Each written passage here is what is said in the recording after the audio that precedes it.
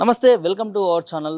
నేడు తెలంగాణలో అతిపెద్ద ప్రాజెక్ట్ అయిన కాళేశ్వరానికి సంబంధించి గతంలో కాంగ్రెస్ ప్రభుత్వం ప్రతిపక్షం ఉన్నప్పుడు అనేక ఆరోపణలు తీసుకొచ్చింది. కాళేశ్వరం అనేది ఒక వృధాగా ఖర్చు పెట్టి ప్రాజెక్టుని కట్టిరు, అసలు అవసరమే లేదు, ఆ కాళేశ్వరంలో యూజ్ ఏం లేదని చెప్పి మాట్లాడినారు. మరి ఇవాళ తెలంగాణలో గత 4-5 రోజుల నుంచి కూడా పడుతున్నటువంటి అకాల వర్షాలకు మనం చూస్తూ ఉన్నాం. కాళేశ్వరం ఏ విధంగా నిలదొక్కుని ఇలా రైతాంగానికి నీళ్ళంగా అందిస్తున్న నేపథ్యాన్ని మనం చూస్తున్నాం. ఇదే అంశంపైన మనతో మాట్లాడడానికి రైతు సంఘ నాయకులు ఉన్నారు, వారితో మాట్లాడి తెలుసుకుందాం. అసలు ఏంటి కాళేశ్వరం అనేది నిజంగానే కేసీఆర్ గారు గత ప్రభుత్వంలో ఉన్నప్పుడు వృధా చేసిరా, వేల లక్షల కోట్లు కూడా నీటి పాలు చేసిరని చెప్పి కూడా గత ప్రభుత్వాలు గతంలో ప్రతిపక్షంలో ఉన్నప్పుడు అనేక ఆరోపణలు తీసుకొచ్చారు. మాట్లాడి తెలుసుకుందాం. చెప్పండి, ఎట్లా చూస్తారు ఇవాళ? అంటే అతిపెద్ద ప్రాజెక్ట్ అనుకోవచ్చు కాళేశ్వరం. అలాంటి ప్రాజెక్ట్ని గతంలో ప్రతిపక్షంలో ఉన్నప్పుడు కాంగ్రెస్ పార్టీ అనేక ఆరోపణలు తీసుకొచ్చింది. ఇప్పుడు అనేక వర్షాలు కూడా పడతా ఉన్నాయి. మరి నిలదొక్కుందని చెప్పుకోవచ్చా? ఏం చెప్తారు? కాళేశ్వరం అనేది ప్రపంచంలోనే పెద్ద లిఫ్ట్ ఇరిగేషన్ ప్రాజెక్ట్. దాని గురించి అట్లాంటి కేసీఆర్ గారు మాజీ ముఖ్యమంత్రి వర్యులు అలాంటి లిఫ్ట్ ఇరిగేషన్ ఆలోచన రావడమే అది ఒక గొప్ప విషయం. ఈరోజు మన తెలంగాణలో గతంలో ఎక్కడ చూసినా ఎండిపోయి పొలాలకు నీళ్లు లేక ఎంతో ఇబ్బంది పడేది.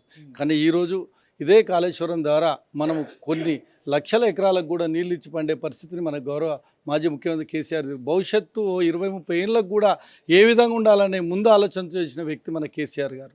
కాకపోతే ఇదొక కాంగ్రెస్ గవర్నమెంట్ ఎలక్షన్ల ముందు ఏదో తప్పు చేసిండు, ఏదో చేసిండు అనే ఉద్దేశం మీద ఏవైతే పిల్లర్లు కొద్దిగా కుంగిపోతే దాన్ని ఏదో అయిపోయింది, మొత్తం కూలిపోతుంది, అలా నీళ్ళే ఇడవద్దని చెప్పి ఒక 4-5 నెలలు నీళ్ళు ఇడవక మొత్తం ఎడారి పార్లు చేసారు అక్కడ చుట్టూ. కానీ ఈరోజు పరిస్థితి చూస్తే ఈరోజు కాళేశ్వరం నిండు కుండలాగా ఈ వర్షాలతో ఎంతో మంచిగా ఉండి ఈరోజు నిలదొక్కుంది. ఇదే కాళేశ్వరంకి 100 కోట్లు అయినాయి, 100 కోట్లు స్కామ్ చేసిరని చెప్పడం జరిగింది ఇదే కాంగ్రెస్ వాళ్ళు. కానీ ఈరోజు ఏదైతే రిపేర్ చేసిరో దానికి కూడా తెలంగాణ గవర్నమెంట్ నుంచి ఒక్క రూపాయి కూడా ప్రభుత్వం నుంచి కానీ ఒక్క రూపాయి తీసుకోకుండా గతంలో ఉన్న ఏదైతే కాంట్రాక్టర్ ఉన్నాడో అదే కాంట్రాక్టర్ వాళ్ళ డబ్బులతోనే అది రిపేర్ చేసి ఈరోజు నిండుకుండలా ఉంది. ఈరోజు అక్కడ రైతులందరూ కూడా కేసీఆర్ కానీ ఇది కాంగ్రెస్ ప్రభుత్వం మరి రేవంత్ రెడ్డి చేసిన దుష్ప్రచారాలను ఈరోజు ఆ నిండుకుండ అయినటువంటి కాళేశ్వరం చూసి ఎంతో సంతోషంగా ఉన్నారు. కేసీఆర్ గారు చేసిన ముందు చూపుతో చేసిన ఈ కాళేశ్వరం దాని గురించి ఎంతో సంతోషంగా ఉన్నారు. అంటే ఎట్లా చూడొచ్చు అంటే అసలు కాళేశ్వరం అనేది తెలంగాణ రాష్ట్రానికి అసలు ఉపయోగపడదు, అది మట్టిపాలు చేసిరు, ఏదైతే 1000 కోట్లు స్కామ్ జరిగింది మట్టిపాలు చేసిరు అని చెప్పి చెప్తా ఉన్నారు. అసలు నిజంగా తెలంగాణ రాష్ట్రానికి రైతులకు కాళేశ్వరం అవసరం లేదంటారా? ఎలక్షన్ల ముందు ఏదో స్టంట్ చేయడం అనేది కాంగ్రెస్కి అది 60 ఏళ్ళ నుంచి వెన్నుతో పెట్టిన విద్యనే. ఆ వెన్నతో పెట్టిన విజయనే కావాలని కాంగ్రెస్ వాళ్ళు ఎలక్షన్ల ముందు కాళేశ్వరం దగ్గర ఒక 2 పిల్లర్లు కుంగిపోతే అక్కడ పోయి మనం ఇల్లు కట్టుకుంటేనే చిన్న బీడు వస్తుంది, అట్లని చెప్పి మనం ఇల్లు ఉలగొట్టుకోలేం కదా. ఎంతో ముందు ఆలోచనతో కేసీఆర్ చేసిన కాళేశ్వరం అనేది ఈరోజు కొన్ని లక్షల కోట్ల ఈరోజు రైతులు సంతోషంగా అంటే కాళేశ్వరం ద్వారానే. కావాలనే కాంగ్రెస్ వాళ్ళు ప్రచారం చేసిరు. ఈరోజు నిండుకున్నటువంటి కాళేశ్వరంని ఈరోజు ఎంతో బ్రహ్మాండంగా ఉన్నందుకు ఈరోజు కాంగ్రెస్ వాళ్ళు ఏం సమాధానం చెప్తారో వేచి చూడాలి. అంటే ఇక్కడ గేట్లు ఎత్తివేయట్లేదు, అంటే వచ్చిన నీళ్ళు యథావిధిగా పోతా ఉంది, దాంట్లో గొప్పతనం ఏముంది, ఈ వర్షాలు పడినా కూడా దాంట్లో యూజ్ లేదు, స్టోరేజ్ కావట్లేదు కదా కాళేశ్వరం అని మాట్లాడుతూ ఉన్నారు. ఏం చెప్తారు?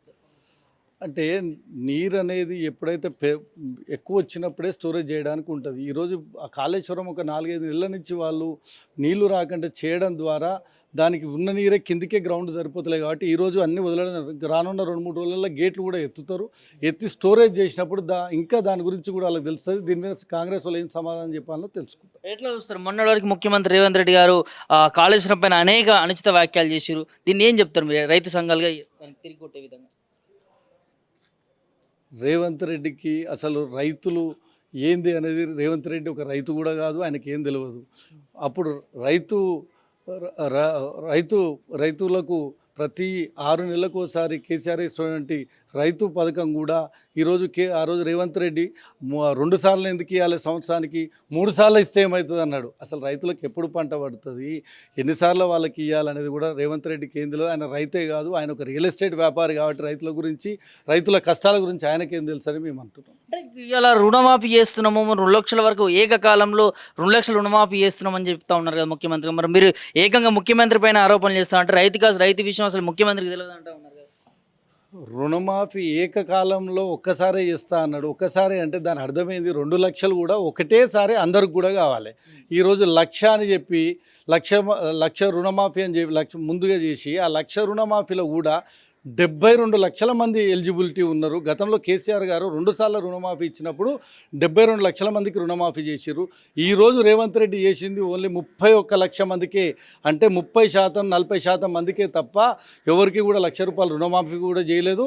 ఒక్కసారి మీరు ఊర్లలో పోండి, ఊర్లలో పోయి రైతులను అడిగిన ఏమయ్యా మీకు రుణమాఫీ అయ్యిందా లేదా అనేది వాళ్ళే చెప్తారు. ఎంతమందికి వచ్చింది రుణమాఫీ, ఎంతమంది పైన ఏసీలలో ఆఫీసులలో కూర్చొని అందరికీ ఇచ్చామని చెప్పడం కాదు. ఊర్లలో పోయి రైతులను అడిగితే కాంగ్రెస్ పార్టీని రేవంత్ రెడ్డి విషయం ఏందనేది బయటపడుతుంది మేము తెలియజేస్తాం. ఓవరాల్గా ఎట్లా చూడొచ్చు? గవర్నమెంట్ చేంజ్ అయింది, ప్రభుత్వం కాంగ్రెస్ ప్రభుత్వం ఏర్పడి 7 నెలలు అవుతా ఉంది. ఎట్లా చూడొచ్చు? అంటే గత ప్రభుత్వానికి ఈ ప్రభుత్వాన్ని పోలుస్తూ ఎట్లా చూడొచ్చు ఈ ప్రభుత్వాన్ని పరిపాలన గురించి? గత ప్రభుత్వంలో మాజీ ముఖ్యమంత్రి వర్యులు కేసీఆర్ గారు ఏ రోజు కూడా ఎలక్షన్లప్పుడు హామీలు ఏమి ఇవ్వలేదు. కళ్యాణ లక్ష్మి ఇస్తా అని ఏ రోజు చెప్పలే, రైతు బంధు ఇస్తా అని చెప్పలే, రైతు బీమా ఇస్తా అని చెప్పలే, షాదీ ముబారక్ ఇస్తా అని చెప్పలే, ఒంటరి మహిళకి ఇస్తా అని చెప్పలే. ఇవేవి చెప్పకుండా కూడా తన ప్రజలు, మన తెలంగాణ ప్రజలు సంతోషంగా ఉండాలనే ఆలోచనతో ఆయన ఇవన్నీ పథకాలు చేసిండు. కానీ ఈ రోజున్న కాంగ్రెస్ గవర్నమెంటు మేము ఇవి చేస్తామని 420 హామీలు ఇచ్చింది. 420 హామీల్లో కూడా ఈ రోజు వరకు వాళ్ళు చేసింది ఏది లేదు. ఒక బస్సు ఒకటి తప్ప, అది కూడా బస్సు చేయడం వల్ల ఆటోలకు కూడా ఇబ్బంది జరుగుతుంది. వాళ్ళు చేసిన హామీ ఏది కూడా లేదు.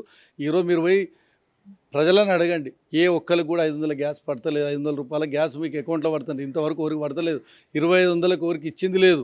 తర్వాత పింఛన్లు 2000 నుంచి 4000 చేసింది లేదు. తర్వాత 4000 పింఛన్ వికలాంగులకు 6000 చేసింది లేదు. ఏ ఒక్క స్కీమ్ కూడా చదువుకున్న వాళ్ళందరికీ కూడా స్కూటీలు ఇస్తామన్నారు, అది కూడా చేసింది లేదు. ఇంతవరకు కాంగ్రెస్ ప్రభుత్వం ఎలాంటి హామీలు నెరవేర్చలేదు. నెలలోపటినే నెరవేర్స్తానని మాట ఇచ్చి 8 నెలలు దగ్గర పూర్తవుతున్నా కూడా ఇంతవరకు ఎలాంటి హామీ నెరవేర్చారు. రాబోయే కాలంలో ప్రజలే బుద్ధి చెప్తారు, ప్రజలు అన్నీ గమనిస్తూనే ఉన్నారని తెలియజేస్తారు. మొత్తానికి ఇవాళ మేడిగడ్డ కావచ్చు, కాళేశ్వరం కావచ్చు, వీటి ప్రాధాన్యత, గొప్పతనం ప్రజలకి, తెలంగాణ రైతులకు తెలుస్తుందంటారా?